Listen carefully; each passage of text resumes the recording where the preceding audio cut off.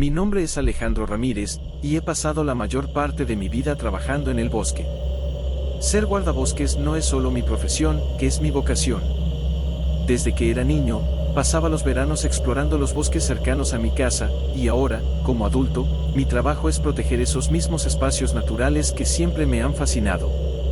Cuando me asignaron a esta nueva reserva natural, estaba emocionado. Era un área vasta y casi inexplorada, perfecta para alguien con mi pasión por la naturaleza.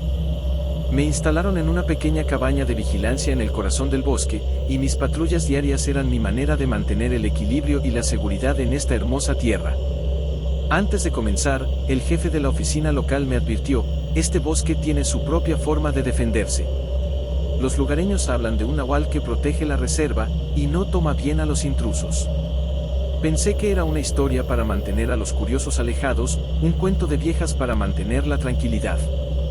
A pesar de las advertencias, estaba decidido a hacer mi trabajo sin dejarme llevar por supersticiones. La primera semana en la reserva transcurrió sin incidentes. Caminaba por los senderos, revisaba las trampas para animales y aseguraba que no hubiera actividades ilegales.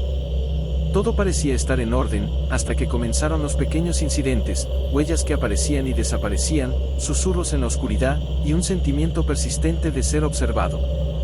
Una noche, mientras realizaba una patrulla rutinaria, noté algo extraño. Los animales que normalmente eran activos al caer la noche estaban inusualmente quietos. Los ciervos y los zorros se mantenían a distancia, observándome con una intensidad inquietante. Pensé que era una coincidencia, pero a medida que los días avanzaban, la sensación de estar bajo vigilancia se volvía cada vez más fuerte. Una tormenta se avecinaba, y el cielo se oscurecía con nubes pesadas. Decidí continuar con mi patrulla, a pesar del mal tiempo. Mientras me adentraba en el bosque, el viento comenzó a soplar con fuerza, y los árboles crujían ominosamente. De repente, encontré marcas en los troncos de los árboles, profundas y angustiantes, como si algo con garras gigantes hubiera rasgado la corteza. No pude sacudirme la sensación de ser seguido, y cuando encendí mi linterna, vi sombras moviéndose entre los árboles. Era imposible distinguirlas claramente, pero parecía que algo se movía con agilidad y rapidez. Mi corazón latía con fuerza mientras intentaba razonar lo que veía. Seguí adelante, decidido a enfrentar cualquier cosa que pudiera encontrar, pero mi escepticismo comenzó a desmoronarse cuando la tormenta estalló en toda su furia. Me encontraba en medio del bosque, con la lluvia azotando mi rostro, cuando la vi. Una figura encapuchada apareció entre los árboles. Pensé que era una persona que se había extraviado en el bosque. Pero al acercarme su forma se fue transformando lentamente en algo que no podía describir con palabras. Era un animal, con ojos rojos brillantes y un aura que emanaba una poderosa sensación de amenaza. Me miró fijamente y su respiración agitada se transformó en un rugido. Comencé a correr a toda prisa en dirección a la cabaña sintiendo sus pisadas detrás, pero el lodo que se había formado por la lluvia hizo que me resbalara y caí por una pendiente. Mi lámpara se golpeó al caer y dejó de funcionar. Me quedé sentado sobre el suelo en silencio con mis piernas pegadas a mi pecho y mi cabeza metida entre ellas esperando que aquella bestia me devorara. No sé cuánto tiempo pasó hasta que el bosque se quedó en completo silencio. No había rastro de aquel animal, es como si se hubiera desvanecido en la nada. Con el corazón aún acelerado, me dirigí de vuelta al campamento con el sol comenzando a asomar en el horizonte. La siguiente noche después del encuentro con el nahual, el bosque parecía haber recuperado su calma, pero la tensión se mantenía en el aire. Cada crujido, cada susurro del viento me hacía saltar, y los animales, que antes parecían indiferentes, ahora se mantenían en silencio y alejados. El malestar que sentía no se podía explicar solo con lógica, era una sensación primal de que algo estaba muy mal. A medida que avanzaban los días, la presencia de algo inexplicable se hacía más notoria. Los ruidos en el bosque se intensificaron. Podía escuchar pasos que no eran míos, susurros que parecían seguirme. Los árboles parecían más densos y las sombras se movían con vida propia. La tormenta había dejado el bosque en un estado de caos, con árboles caídos y riachuelos desbordados, creando un terreno impredecible. Durante el día, trataba de mantenerme ocupado, pero el miedo siempre estaba presente. Al anochecer, el pánico se apoderaba de mí, y la sensación de ser observado se volvía abrumadora. Mis intentos de encontrar una explicación lógica para los eventos fallaban miserablemente. Cada vez que me internaba más en el bosque, encontraba nuevas marcas en los árboles, más profundas y recientes, como si se tratara de una advertencia. Una noche, mientras patrullaba bajo la lluvia, la atmósfera cambió drásticamente. Los sonidos del bosque se habían vuelto un estrépito ensordecedor de tormenta y caos. Las ráfagas de viento parecían susurrar mi nombre, y las sombras danzaban frenéticamente entre los árboles. La presión en el aire era casi palpable. De repente, la tormenta cesó abruptamente, y un silencio absoluto envolvió el bosque. El viento se detuvo, y la lluvia se transformó en un goteo espeso y pesado. En ese silencio inquietante, vi una figura en la distancia. Mi linterna parpadeaba y luego se apagó, dejándome en completa oscuridad. La figura, que inicialmente parecía humanoide, comenzó a cambiar de forma. Se estiró, se deformó, y pronto fue evidente que no era de naturaleza humana. Sus ojos, que brillaban con una intensidad sobrenatural, me observaban con una mirada penetrante y fría. El nahual estaba allí, frente a mí, su forma fluctuando entre la de una bestia feroz y un ser humano con una apariencia grotesca. Sentí un miedo indescriptible mientras intentaba retroceder, pero el suelo parecía hundirse bajo mis pies, atrapándome en su lugar. El nahual se acercaba, y el terror se apoderaba lentamente de mi ser mientras mi corazón latía fuertemente. Desesperado, recordé el consejo sobre mostrar respeto. En un acto de súplica, me arrodillé en el barro, dejando caer mi equipo y mis pertenencias. Con la voz temblorosa, murmuré una disculpa al bosque, rogando por mi liberación. La figura del nahual se detuvo a una corta distancia, y aunque no podía discernir claramente sus intenciones, sentí que su presencia se desvanecía. El aire comenzó a aclararse lentamente, y la sensación de presión se aligeró. El nahual se desvaneció en las sombras, y el bosque parecía recuperar su equilibrio. Con el corazón aún palpitante, logré regresar al campamento, y la primera luz del amanecer comenzó a filtrarse a través de las nubes. Esa mañana, empaqué mis cosas y abandoné la reserva sin mirar atrás. El regreso al pueblo fue silencioso, tratando de procesar lo que había ocurrido en aquel bosque. Nunca hablé mucho de esa experiencia, pero los recuerdos permanecen vívidos en mi mente. Cada vez que paso cerca de un bosque o escucho el crujido de las ramas en la distancia, no puedo evitar recordar la presencia del nahual y la lección que aprendí. En el bosque, hay fuerzas que van más allá de nuestra comprensión, y el respeto es la única forma de asegurarnos de que podemos coexistir con lo desconocido.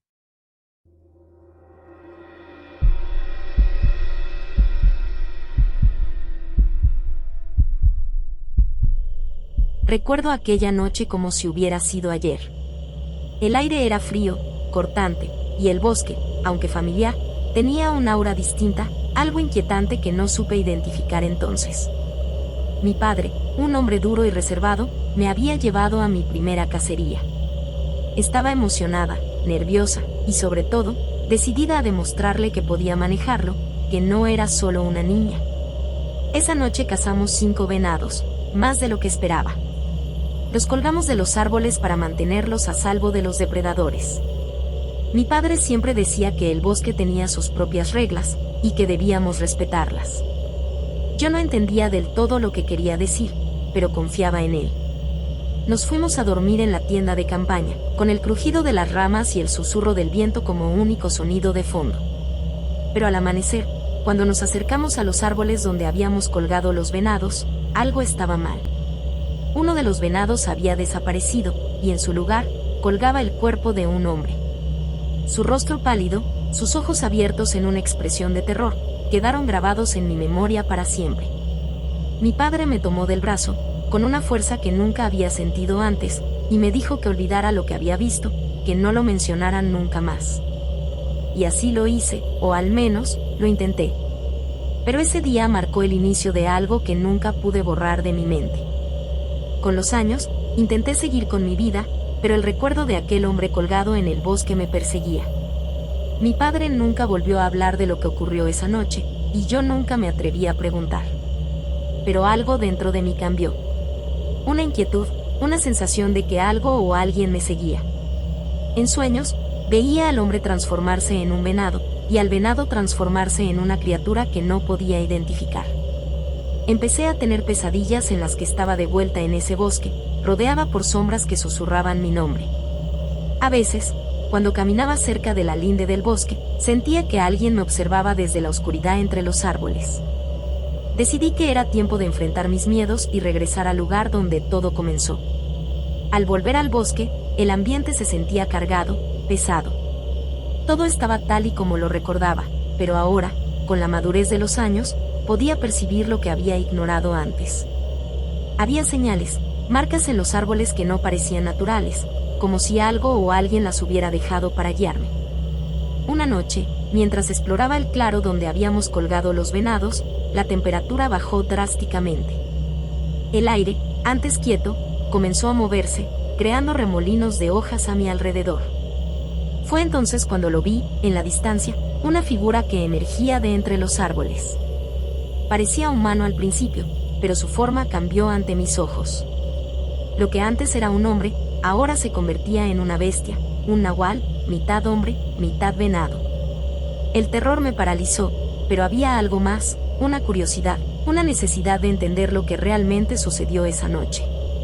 El nahual se acercó lentamente, y en ese momento, comprendí que no estaba allí para atacar, sino para reclamar algo que le pertenecía. Mi padre no había cazado a un simple venado, había capturado a un ser que existía en la frontera entre lo humano y lo sobrenatural.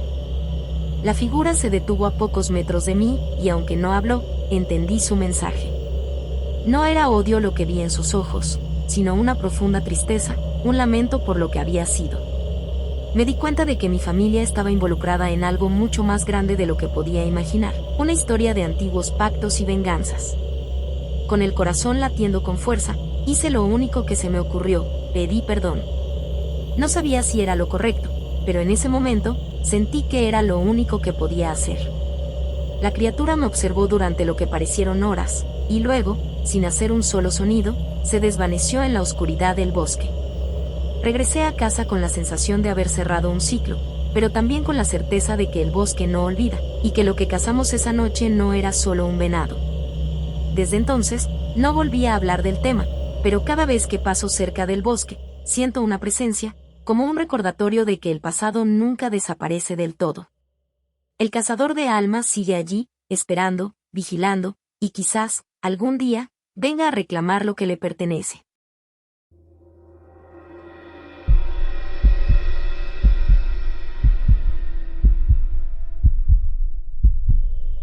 Me llamo Valeria Gómez y siempre he sido una persona escéptica. Amo la naturaleza, las largas caminatas y, sobre todo, capturar momentos únicos con mi cámara. Es mi forma de conectarme con el mundo, de encontrar belleza en los rincones más inesperados. Así que cuando mis amigos sugirieron acampar en un bosque del que nadie había oído hablar, me emocioné. Un lugar aislado, sin turistas y con la promesa de paisajes vírgenes, era justo lo que necesitaba. Éramos 5, Adrián, el eterno bromista, Carla, mi mejor amiga y cómplice en todas mis locuras, Diego, el experto en supervivencia, y Lucía, la más cautelosa del grupo. Llegamos al bosque justo antes del anochecer, y todo parecía perfecto. Montamos nuestras tiendas de campaña, encendimos una fogata, y comenzamos a compartir historias. Carla, como siempre, trajo a colación las leyendas locales. Esta vez habló de los chaneques, pequeñas criaturas que, según dicen, protegen los bosques y castigan a quienes los perturban. Todos reímos. Después de todo, ¿quién creería en esas cosas? Pero cuando la noche cayó por completo, algo en el ambiente cambió. El bosque, que antes parecía acogedor, se volvió misterioso y denso, como si estuviéramos siendo observados. De repente, escuchamos ruidos entre los árboles, ruidos que no correspondían a ningún animal que conociera. Lucía, siempre la más sensata, sugirió que volviéramos al campamento, pero estábamos demasiado intrigados como para dejarlo así. Nos adentramos un poco más en el bosque, con nuestras linternas iluminando solo unos pocos metros a la redonda. Fue entonces cuando lo vi, algo pequeño, corriendo entre las sombras. Debe ser un animal, pensé, pero no era como ninguno que hubiera visto antes. De repente, la fogata se apagó sin razón aparente, y nuestros teléfonos perdieron señal. Nos quedamos en silencio, y fue entonces cuando las pequeñas risitas comenzaron a resonar a nuestro alrededor, como si algo o alguien estuviera jugando con nosotros. Diego intentó encender la fogata de nuevo, pero las chispas simplemente no prendían. El pánico comenzó a apoderarse de nosotros cuando Adrián, siempre valiente, gritó que algo lo había tocado. Lo vi de reojo, una pequeña figura, no más alta que mi rodilla, corriendo rápidamente entre los árboles. «Son los chaneques», gritó Carla, y aunque nunca había creído en esas cosas, en ese momento, lo hice. Las criaturas comenzaron a aparecer más claramente, rodeándonos. Eran pequeñas, con cuerpos delgados y ojos brillantes, y sus risas eran perturbadoras. No parecían malvadas, pero su presencia nos llenó de un terror primitivo, algo que no podía ser explicado por la lógica. Era como si estuvieran jugando con nosotros, pero de una manera que no entendíamos y que claramente nos ponía en peligro. Decidimos que era hora de irnos, pero cada vez que intentábamos salir del bosque, parecía que regresábamos al mismo lugar. Era como si el bosque mismo nos estuviera atrapando. Las risitas continuaban, y las figuras seguían apareciendo y desapareciendo entre los árboles, cada vez más cerca. Fue entonces cuando comprendí que no nos dejarían ir hasta que hicieran lo que habían venido a hacer. Finalmente, después de horas de intentar escapar, Adrián, el más escéptico de todos, recordó las palabras de un anciano del pueblo cercano: si alguna vez te encuentras con los chaneques, ofrece algo valioso, algo que muestre tu respeto por su hogar. Sin dudarlo, tiré mi cámara al suelo, el objeto más preciado que tenía. Mis amigos siguieron mi ejemplo, dejando atrás cosas que valoraban. Después de dejar nuestras ofrendas, el bosque pareció recuperar su serenidad, pero ninguno de nosotros podía ignorar el miedo que se había instalado en nuestras mentes. Seguimos caminando en silencio, con la esperanza de que los chaneques nos dejaran salir. Sin embargo, el bosque continuaba jugando con nosotros. A pesar de que el sendero parecía despejado, una y otra vez volvíamos al mismo punto, donde el suelo estaba cubierto de hojas que crujían como si fueran huesos bajo nuestros pies. El tiempo parecía perder todo sentido, la oscuridad se hacía cada vez más opresiva, como si el bosque nos estuviera envolviendo en su manto. Mi corazón latía con fuerza, y el pánico comenzaba a tomar el control. Escuchábamos susurros a nuestro alrededor, palabras ininteligibles que se mezclaban con el viento, y las risitas, esas malditas risitas, se mantenían en el aire, burlándose de nosotros.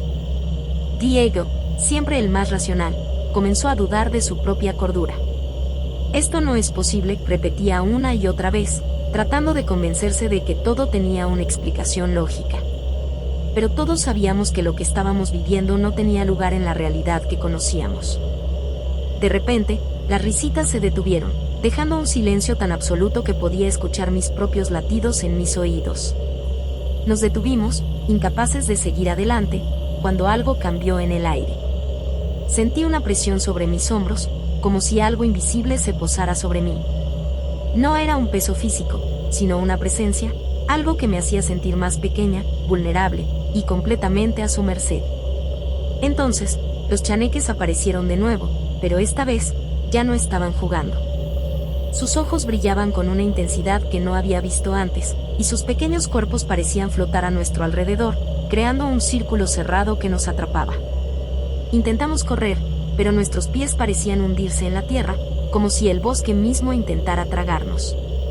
Podía sentir sus manos, pequeñas y frías, tocándome, como si quisieran asegurarse de que no nos iríamos sin pagar el precio por nuestra imprudencia. Fue entonces cuando Carla, quien había permanecido en silencio, comenzó a murmurar algo, un rezo o una plegaria, no lo sé. Era algo que su abuela le había enseñado cuando era niña, un canto antiguo que invocaba protección contra los espíritus del bosque. A medida que recitaba las palabras, los chaneques comenzaron a retroceder, pero no desaparecieron. Se quedaron allí, sus ojos fijos en nosotros, como si estuvieran decidiendo si debían dejarnos ir o no. Finalmente, el círculo se rompió. Los chaneques, con una última mirada cargada de advertencia, se desvanecieron en la oscuridad, y el peso sobre mis hombros desapareció. Respiramos aliviados, pero el miedo seguía presente, incrustado en cada fibra de nuestro ser. Sin perder más tiempo, nos dirigimos de vuelta al campamento, esta vez sin mirar atrás, temiendo que si lo hacíamos, ellos regresarían. Cuando por fin alcanzamos el límite del bosque, la primera luz del amanecer comenzaba a asomar por el horizonte. Nunca antes me había sentido tan aliviada de ver el sol. Sabíamos que no podíamos quedarnos allí ni un minuto más, así que rápidamente empacamos nuestras cosas y abandonamos el lugar. Mientras lo hacíamos, encontré mi cámara en el suelo, intacta, como si los chaneques la hubieran dejado allí a propósito. La tomé, pero en lugar de sentirme aliviada, sentí un escalofrío. Algo en mí sabía que no debería haberla recuperado, que los chaneques la habían dejado para recordarme que no se olvidan tan fácilmente. Regresamos al pueblo, sin decir una palabra sobre lo que había sucedido. Ninguno de nosotros podía olvidar lo que vimos, lo que sentimos. Desde ese día, cada vez que escucho risas en la distancia o siento una brisa extraña, me pregunto si los chaneques aún nos vigilan, esperando el momento en que volvamos a entrar en su bosque. Y aunque nunca volvería allí, sé que una parte de mí se quedó con ellos, atrapada en la oscuridad de ese lugar que nunca debimos profanar.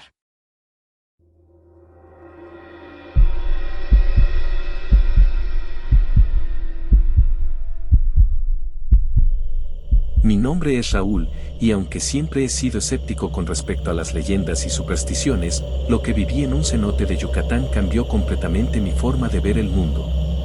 Era una excursión de buceo, algo que habíamos planeado desde hacía meses con mis amigos, Ana, Diego y Luisa.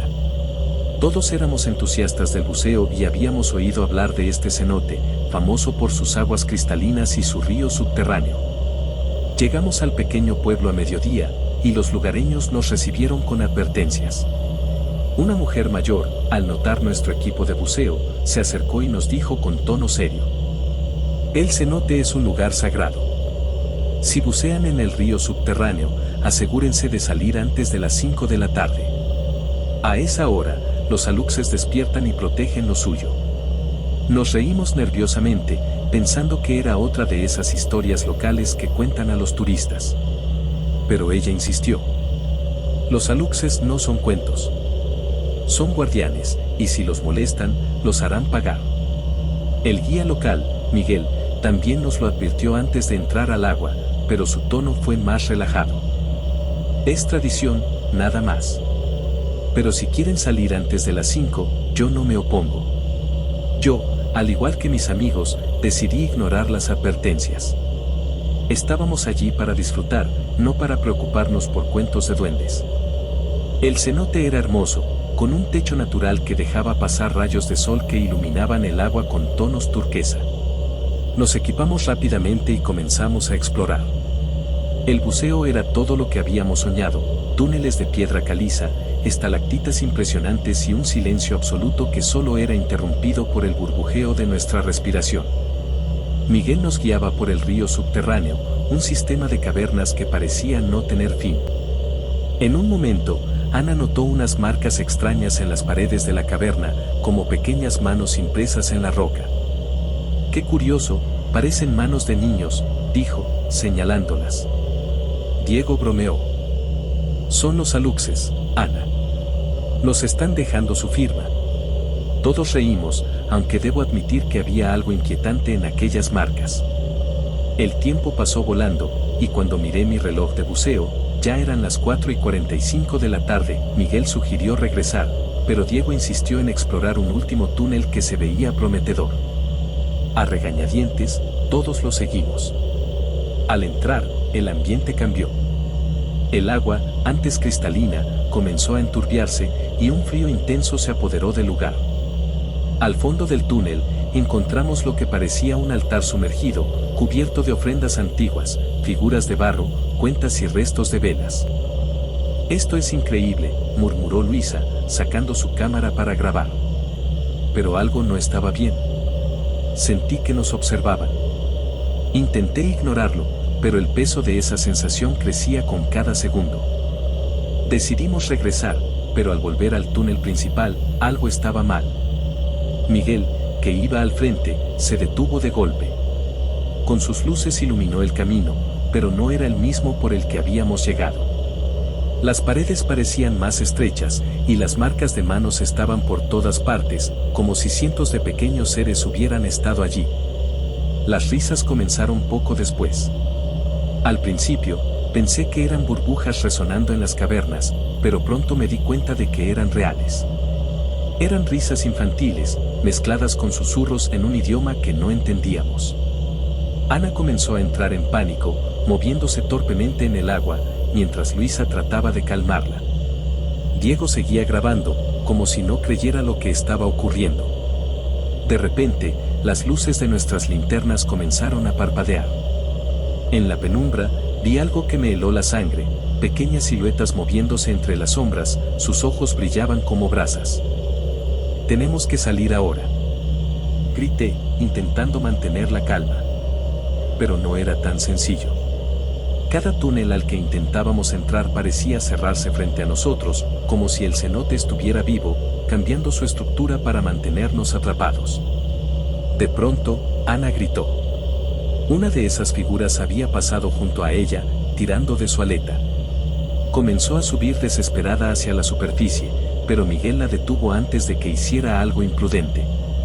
Las risas se hicieron más fuertes, transformándose en algo oscuro y burlón. Uno de los aluxes se detuvo frente a mí. Era pequeño, con piel grisácea y ojos desproporcionadamente grandes. Su boca se torció en una sonrisa espeluznante antes de desaparecer en el agua. Finalmente, encontramos un túnel que nos llevó de regreso al cenote principal. La superficie nunca se había sentido tan lejana, pero nadamos con todas nuestras fuerzas. Al salir, el sol ya se había ocultado, y el ambiente estaba cargado de una tensión opresiva. Miguel nos hizo una señal para salir del agua en silencio, sin mirar atrás. Mientras nos alejábamos, Diego notó que la cámara de Luisa seguía grabando. Al revisar el video, vimos algo aterrador, pequeños ojos brillando desde las sombras y manos alargadas que intentaban alcanzarnos. Los lugareños nos recibieron con semblantes serios. La misma mujer que nos había advertido nos dijo: «Les dejaron ir, pero no olvidarán lo que hicieron». Desde esa noche, todos llevamos una marca. Diego enfermó gravemente y su cámara desapareció misteriosamente. Ana sueña con risas y pequeñas manos que la tiran al agua. Luisa nunca volvió a bucear. Yo, todavía siento que me observan. A veces, encuentro pequeñas marcas de manos en las paredes de mi casa. Los aluxes nos dejaron salir, pero nunca nos dejaron ir.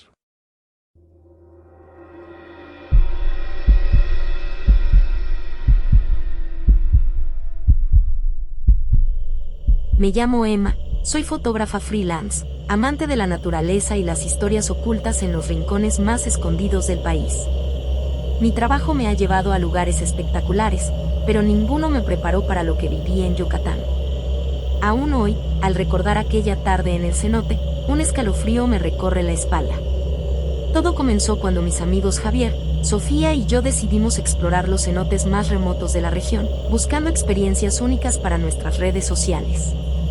Habíamos oído hablar de un lugar especial, un cenote alejado del turismo, del que solo los lugareños hablaban, siempre en voz baja y con miradas nerviosas. Fue en una pequeña aldea donde conocimos a don Matías, un anciano que nos ofreció ser nuestro guía, pero al mencionar el cenote en cuestión, su semblante cambió. Ese lugar no es para forasteros. Es sagrado, un hogar para los aluxes. Si los molestan, no podrán escapar de su furia, dijo con seriedad. Mis amigos se rieron de la advertencia, pero algo en los ojos del anciano me hizo dudar. Sin embargo, la curiosidad pudo más. Decidimos ir por nuestra cuenta, convencidos de que no había nada que temer. La caminata al cenote fue más complicada de lo esperado. La selva parecía cerrarse a nuestro paso, los sonidos de aves y grillos se apagaron, y una sensación de ser observado se apoderó de mí. Es el calor, me dije, tratando de calmarme, pero cuando finalmente llegamos, la visión del cenote me dejó sin palabras. Era hermoso, pero inquietante.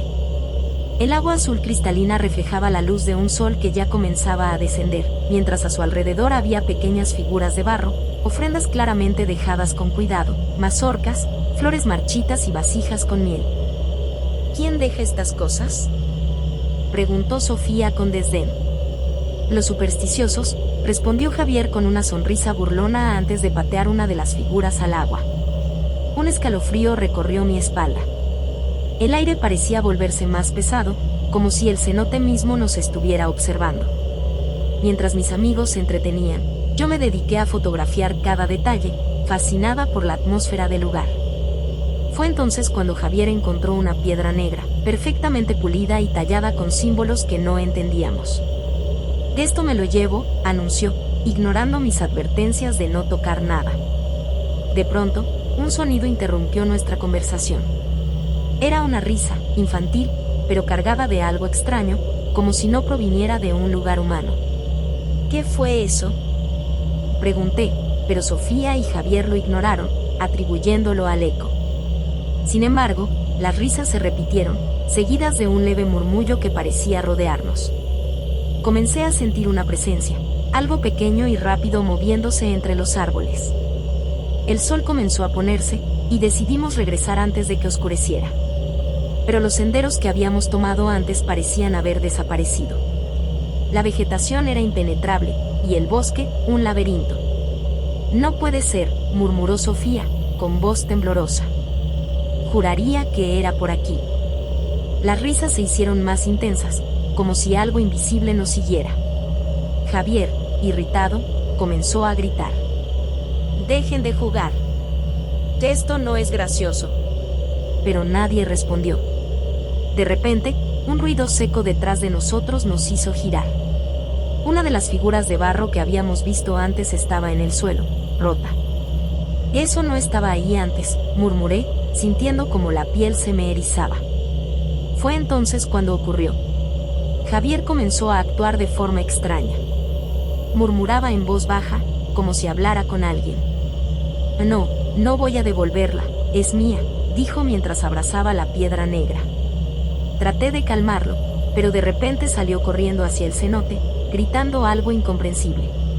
Sofía y yo intentamos detenerlo, pero era como si una fuerza invisible lo empujara hacia el agua. Lo vimos caer, y aunque buscamos desesperadamente, lo único que encontramos fue su mochila flotando. Las pequeñas sombras comenzaron a rodearnos. Eran aluxes, lo supe al ver sus ojos brillantes y sus cuerpos hechos de barro y raíces. No eran traviesos, eran vengativos. «No fue mi culpa. No toqué nada». Y grité mientras las risas se transformaban en susurros. «Fuera, este lugar no es tuyo». Desperté al borde del cenote con el amanecer iluminando el agua. Sofía y Javier no estaban, y su ausencia era como un peso insoportable en mi pecho.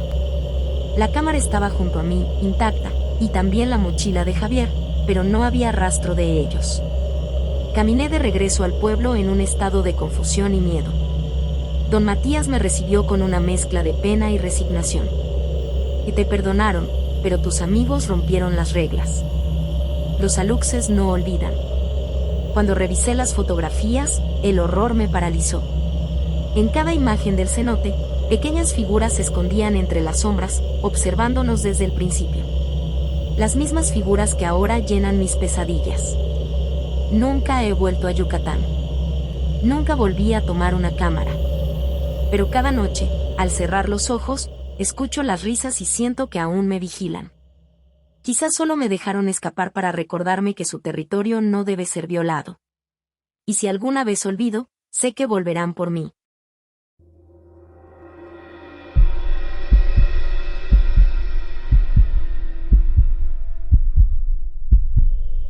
Me llamo Daniel, y soy arquitecto. Mi trabajo siempre me llevó a soñar con dejar una huella en los paisajes que diseñaba. Sin embargo, nunca imaginé que un proyecto cambiaría mi vida para siempre y, en lugar de dejar mi marca, me haría sentir como un intruso en un mundo que no comprendía. Todo empezó con un contrato ambicioso: diseñar y supervisar la construcción de un hotel boutique en Yucatán, a orillas de un cenote. El lugar era un paraíso oculto, con aguas cristalinas rodeadas de una densa selva. Llegamos con la ilusión de transformar aquel rincón en un destino turístico exclusivo, pero desde el principio, los lugareños nos miraban con recelo.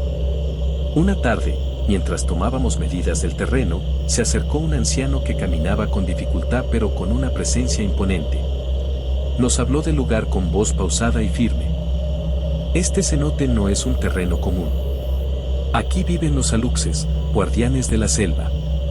Si quieren trabajar aquí, deben pedir permiso y hacer una ofrenda. Mis compañeros lo tomaron como una superstición pintoresca, pero yo sentí algo distinto. No era solo su mirada intensa, sino la forma en que la selva parecía vibrar a su alrededor, como si el mismo bosque respaldara sus palabras. Para evitar conflictos con los lugareños, accedimos a realizar el ritual. El ritual fue sencillo, pero solemne. Don José llevó miel, maíz y pequeñas figuras de barro que simbolizaban respeto y armonía. Me pidió que encendiera una vela y pronunciara una promesa frente al altar improvisado. Prometo cuidar este lugar y no dañar más de lo necesario. Las palabras parecían resonar en el aire, y un extraño silencio cayó sobre la selva. Don Matías me miró con seriedad. Si rompes tu promesa, los aluxes no te perdonarán. Por semanas, todo parecía normal. Las obras avanzaban sin mayores inconvenientes, y aunque algunos trabajadores hablaban de herramientas desaparecidas o risas en la noche, nadie les prestó atención. Yo también comencé a ignorar esas historias, pensando que eran inventos para evitar las largas jornadas de trabajo. El problema comenzó cuando el encargado de la obra, Hugo, descubrió un antiguo altar de piedra mientras limpiábamos el terreno. Era una estructura sencilla, cubierta de musgo y raíces. Don José nos había advertido que era un lugar sagrado, pero Hugo lo vio como un obstáculo. Es solo un montón de piedras. Si queremos terminar a tiempo, hay que quitarlas. Intenté detenerlo, recordándole la promesa, pero mi protesta fue ignorada. Esa misma tarde, las piedras fueron demolidas con maquinaria pesada. Esa noche, las cosas comenzaron a cambiar. Primero, un viento extraño recorrió el campamento, haciendo que las tiendas y herramientas se movieran como si fueran golpeadas por manos invisibles. Luego, los trabajadores reportaron escuchar susurros y risas en el aire. A la mañana siguiente, encontramos huellas pequeñas alrededor del cenote, como las de niños, pero extrañas como si solo tuvieran 3 dedos. Hugo, con su actitud arrogante, se burló de los relatos. Que vengan esos aluxes. Yo no les tengo miedo, dijo, entre risas. Pero yo no podía ignorar la sensación de ser observado. La selva, que antes me parecía hermosa y tranquila, ahora se sentía como un lugar hostil, como si estuviera viva. Una noche, me quedé trabajando hasta tarde revisando planos. El campamento estaba silencioso, y la única luz provenía de mi lámpara portátil. De repente, las risas comenzaron otra vez, pero esta vez eran claras, cercanas, como si los aluxes estuvieran jugando entre las sombras. Me armé de valor y salí con una linterna. Lo que vi me dejó sin aliento. Pequeñas figuras de barro estaban alineadas frente a mi tienda. Cada una tenía un rostro que parecía observarme, pero lo más aterrador fue darme cuenta de que la última figura representaba a Hugo. Corrí al centro del campamento buscando ayuda, pero no encontré a nadie. Al llegar al cenote, vi a Hugo de pie junto al agua, sosteniendo una de las piedras del altar que había destruido. Esto no puede ser real, murmuraba para sí mismo. Antes de que pudiera intervenir, algo lo arrastró al agua con una fuerza inhumana. El cenote se quedó en silencio, como si el mismo lugar hubiera devorado su presencia. Cuando intenté correr, me encontré rodeado de las pequeñas figuras que se movían en la penumbra. Sus ojos brillaban como brasas, y sus risas eran ahora murmullos cargados de odio. Prometiste, y no cumpliste, susurraron. Me arrodillé frente al cenote, rogando perdón. Algo en el agua pareció moverse, como si consideraran mi súplica. Desperté al amanecer, tendido en el suelo junto al cenote. Todo mi equipo, las máquinas y las tiendas habían desaparecido. Don José estaba allí, mirándome con una mezcla de pena y severidad. Fuiste perdonado, pero ellos no olvidan. Este lugar no te pertenece. Regresé al pueblo, pero mi vida nunca volvió a ser la misma. Dejé la arquitectura y me mudé lejos de la selva, pero no importa dónde esté, siempre siento que algo me observa. Algunas noches, encuentro pequeñas huellas de barro cerca de mi cama, y a veces escucho risas en los rincones oscuros de mi casa. Los aluxes no olvidan, y yo, nunca podré escapar de mi promesa incumplida.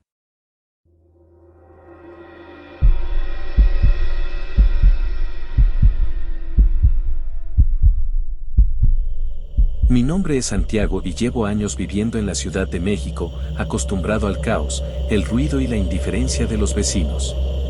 Pero todo cambió cuando me mudé a un pequeño departamento en un barrio antiguo, buscando un poco de tranquilidad. La tranquilidad, sin embargo, nunca llegó. En su lugar, encontré algo que me persigue hasta el día de hoy, una oscuridad que se disfrazaba de humano. El edificio era viejo, de esos que parecen tener historias susurradas entre las grietas de las paredes.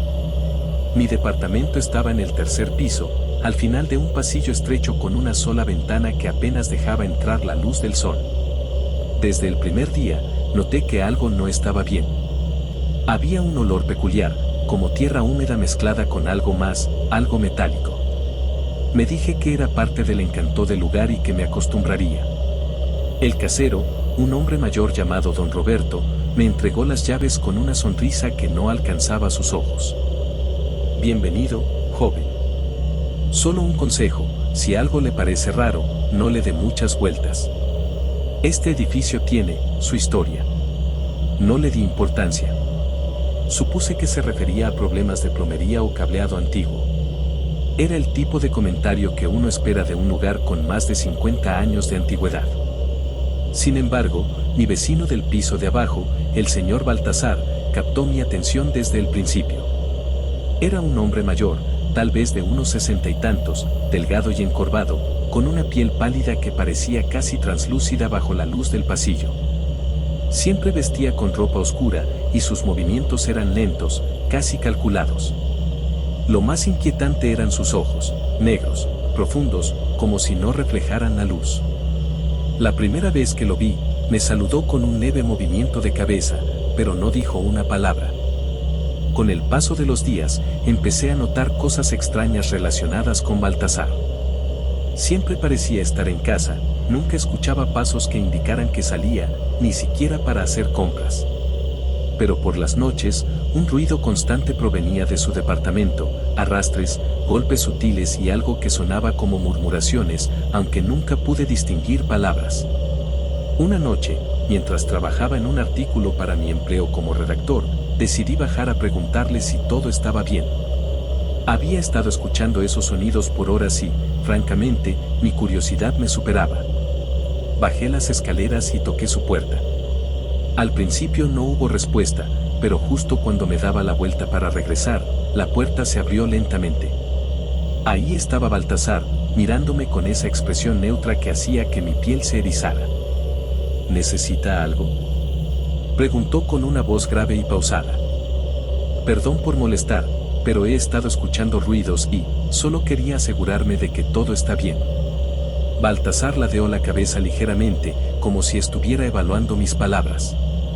Luego sonrió, una sonrisa extraña que no encajaba en su rostro. Todo está bien, joven. Solo trabajo en mis cosas. Disculpe si le molesto. Cerró la puerta antes de que pudiera decir algo más. Esa noche, los ruidos continuaron, pero esta vez parecían más intensos, más cercanos. Intenté ignorarlos, pero me resultó imposible. Con el paso de las semanas, comenzaron a suceder cosas que no podía explicar. Objetos en mi departamento parecían moverse de lugar, aunque siempre pensé que era culpa mía por estar distraído. Una noche, encontré mi cafetera encendida a pesar de que no la había usado. Otra vez, mi reloj despertador sonó a las 3:33 de la mañana, aunque nunca lo había configurado para esa hora. Lo peor ocurrió una madrugada. Me despertó un ruido justo afuera de mi puerta, como si alguien estuviera rasguñando la madera. Me armé de valor y abrí, pero no había nadie. De pronto al final del pasillo vi a un perro negro con ojos rojos observándome. ¿Cómo se había metido al edificio? Decidí investigar. Hablé con don Roberto, quien al principio se negó a decir algo, pero finalmente cedió. Baltasar lleva años aquí. Nadie sabe mucho de él. Algunos dicen que es un brujo, otros que no es completamente humano. Solo le digo esto, tenga cuidado, joven. Cosas extrañas suceden en el edificio. Esa advertencia llegó demasiado tarde. Esa misma noche, escuché un gruñido bajo y gutural proveniente de la esquina de mi habitación, vi unos ojos rojos brillando en la oscuridad. Sentí una presencia, algo pesado y sofocante. Y en eso vi cómo avanzaba hacia mí el perro negro que había visto antes en el pasillo. Intenté salir del departamento, pero la puerta no se abría. De repente, escuché una voz, suave pero amenazante, como si estuviera susurrando directamente en mi mente. ¿Querías saber qué soy? Ahora lo sabrás. Cuando me giré, ahí estaba Baltasar, pero no como antes. Su cuerpo había cambiado, era más alto, su piel más pálida, y sus ojos brillaban con un rojo intenso. Antes de que pudiera reaccionar, avanzó hacia mí con movimientos extremadamente rápidos. De pronto se volvió todo negro. Desperté horas después en mi cama, como si nada hubiera pasado. Pero no era un sueño. En mi brazo tenía marcas de arañazos, y sobre mi mesa de noche estaba una figura de un lobo tallada en madera. Me mudé al día siguiente, dejando todo atrás. No le conté a nadie lo que había sucedido, no habrían creído mi historia. Pero desde entonces, he sentido que algo me sigue. A veces, en la noche, veo sombras que no deberían estar ahí o escucho un gruñido lejano que me hiela la sangre. Baltasar no era un hombre cualquiera. Era algo más, algo que no pertenece a este mundo.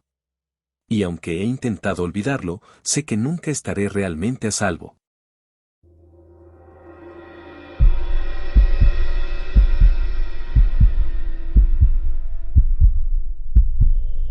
Desde siempre, he sido un escéptico. Mi trabajo como periodista de investigación me ha llevado a exponer fraudes, desmentir mitos y sacar a la luz verdades incómodas. Así que cuando me asignaron un reportaje sobre extrañas desapariciones de ganado en un remoto pueblo de las montañas, lo tomé como un reto más para desmentir las historias que los locales aseguraban eran obra de un nahual. Mi nombre es Manuel Rosales, y nunca olvidaré lo que viví en San Felipe de los Alisos.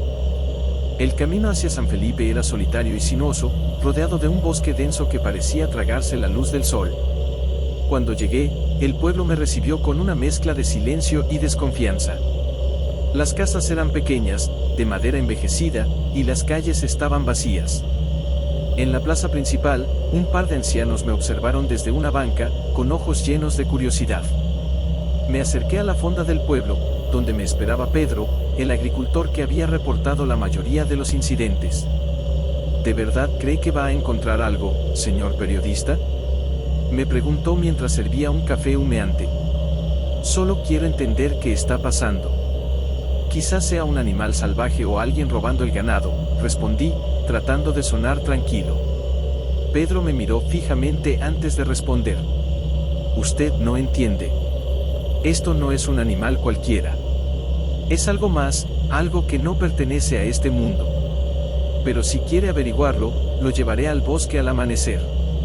A la mañana siguiente, Pedro me guió hacia los potreros donde había perdido a sus animales.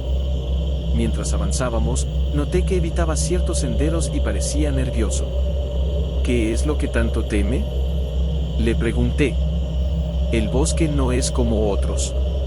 Hay lugares donde el aire se siente pesado, como si algo estuviera mirando.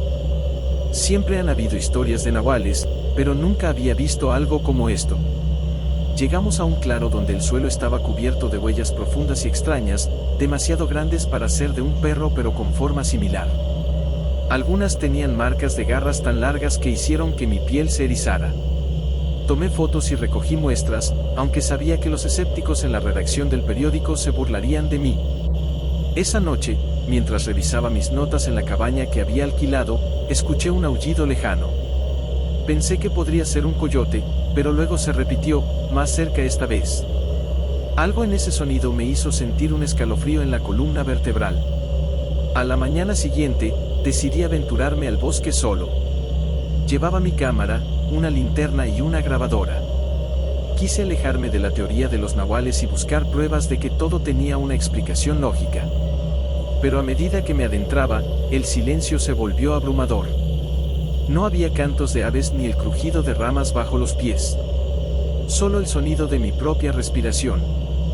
De repente, vi algo que me detuvo en seco. Un árbol con marcas profundas, como si algo lo hubiera arañado con fuerza descomunal. Sentí que alguien me observaba y giré rápidamente, pero no había nadie. Encendí la grabadora y dije: estoy en un claro. Hay marcas extrañas en los árboles. Parece. No pude terminar la frase. Un gruñido bajo y amenazante resonó a mis espaldas. Cuando me giré, vi una sombra moverse entre los árboles. Era algo grande, demasiado grande y rápido para ser un animal. Corrí como nunca antes, sintiendo que algo me seguía. Llegué a la cabaña, jadeando y con el corazón desbocado. Revisé las grabaciones, pero solo había captado mi voz y el gruñido. Esa noche, el pueblo estaba extrañamente silencioso. Pedro vino a verme con el rostro pálido. No debió ir al bosque solo. Ahora lo ha llamado. ¿De qué está hablando? El nahual. Cuando uno lo ve, no lo deja en paz. Intenté calmarme, pero algo en su voz me hizo creerle. Esa noche, los aullidos regresaron, esta vez justo afuera de mi cabaña. Miré por la ventana y lo vi, una figura enorme, con forma de lobo, pero caminando en dos patas. Sus ojos brillaban con un rojo intenso y su gruñido resonaba en mi pecho. Cerré todas las puertas y ventanas, pero los golpes comenzaron. Era como si quisiera entrar. Entonces recordé las historias que Pedro me había contado sobre los nahuales. Ellos protegen su territorio, pero si los provocas, no te dejan escapar. La criatura arañó la puerta con una fuerza descomunal. Yo tenía un cuchillo, pero sabía que no sería suficiente. De repente, todo quedó en silencio. Pensé que había terminado, pero cuando miré por la ventana, vi a Pedro afuera, inmóvil. Salí para alcanzarlo, pero algo no estaba bien. Su rostro tenía una expresión vacía, como si no estuviera realmente allí. Entonces escuché su voz, pero no movía los labios. Váyase. No vuelva. En ese momento, la criatura salió de las sombras y se llevó a Pedro en un abrir y cerrar de ojos. Su grito resonó en la noche, pero no me quedé para escuchar más. Corrí hasta mi coche y dejé el pueblo atrás. Cuando llegué a la ciudad, intenté escribir mi reportaje, pero las palabras no salían. Nadie me creyó. Y no tenía pruebas claras de lo que había ocurrido.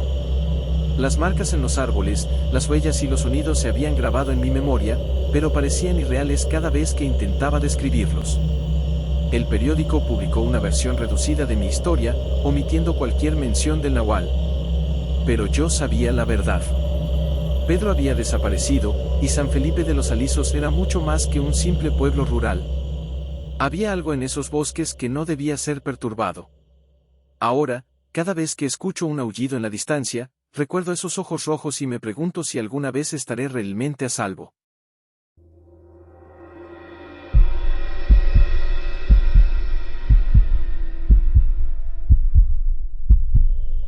Mi nombre es Carlos, y aunque soy originario de un pequeño pueblo en Oaxaca, me crié en la Ciudad de México. Siempre fui escéptico respecto a las tradiciones y supersticiones de mi familia. Pensaba que eran historias para asustar niños, cuentos que habían sido exagerados con el tiempo. Pero todo cambió el día que heredé la vieja casa de mi abuela en el pueblo, junto con una maldición que hasta entonces había permanecido dormida. La casa estaba ubicada en las afueras del pueblo, rodeada por un espeso bosque que la aislaba del resto de la comunidad. Era una construcción de adobe y tejas, con puertas y ventanas de madera que crujían con el más leve movimiento del viento. Llegué una tarde de noviembre, después de recibir la noticia de que la propiedad había pasado a mi nombre tras el fallecimiento de mi abuela. Mis padres, que también vivían en la ciudad, me habían advertido que no aceptara la herencia. Mi madre en particular siempre hablaba de la maldición de los ancestros, algo que yo solía ignorar o tomar a la ligera. La casa está llena de memorias oscuras, me decía. Pero yo no creía en esas cosas. Veía la herencia como una oportunidad de escapar del ruido y el caos de la ciudad, de empezar de nuevo en un lugar tranquilo. Cuando llegué, noté que los vecinos me miraban con recelo. Susurraban entre ellos, pero nadie se acercaba. Solo una mujer mayor, que más tarde descubrí que se llamaba Doña Lupe, tuvo el valor de hablarme. ¿Está seguro de que quiere quedarse aquí, joven? Esa casa guarda secretos que es mejor dejar enterrados. La ignoré, como había ignorado las advertencias de mi madre. Pero pronto descubriría que todos tenían razón. La primera semana en la casa fue tranquila, aunque las noches eran frías y silenciosas. Había algo inquietante en la manera en que el viento susurraba a través de las rendijas de las ventanas. Pero lo atribuía a mi imaginación y al hecho de estar solo en un lugar tan aislado. Un día, mientras limpiaba el desván, encontré una caja de madera vieja con inscripciones talladas en un idioma que no reconocía. Dentro había varios objetos extraños, una figurilla de barro con forma de jaguar, plumas de ave negra y un cuaderno lleno de dibujos y palabras que parecían invocaciones o rezos. En la última página del cuaderno había una advertencia escrita a mano: no despiertes lo que duerme. Esa noche, mientras trataba de dormir, escuché ruidos provenientes del desván. Al principio pensé que eran ratas, pero los sonidos eran demasiado fuertes y organizados, como si algo estuviera moviéndose deliberadamente. Tomé una linterna y subí a investigar. El desván estaba vacío, pero la caja que había encontrado esa mañana ahora estaba abierta, y los objetos dentro parecían haber sido reorganizados. A partir de entonces, las cosas comenzaron a volverse más extrañas. Una noche desperté con la sensación de que alguien me estaba observando. Cuando abrí los ojos, vi una sombra al pie de mi cama. Tenía la figura de un jaguar con ojos brillantes que desapareció tan pronto como encendí la luz. Pensé que era un sueño, pero la sensación de ser observado persistía incluso durante el día. Decidí hablar con Doña Lupe, quien me reveló que mi familia había estado vinculada durante generaciones a antiguos pactos con fuerzas extrañas. Tu abuela era la última guardiana de esos secretos, joven. Pero al aceptar la casa, también aceptaste su carga. Si no tienes cuidado, esa maldición te consumirá. Doña Lupe me dio un collar de obsidiana y me dijo que lo usara en todo momento, que era mi única protección. Aunque seguía siendo escéptico, decidí seguir su consejo. Esa misma noche, los sueños se volvieron más oscuros.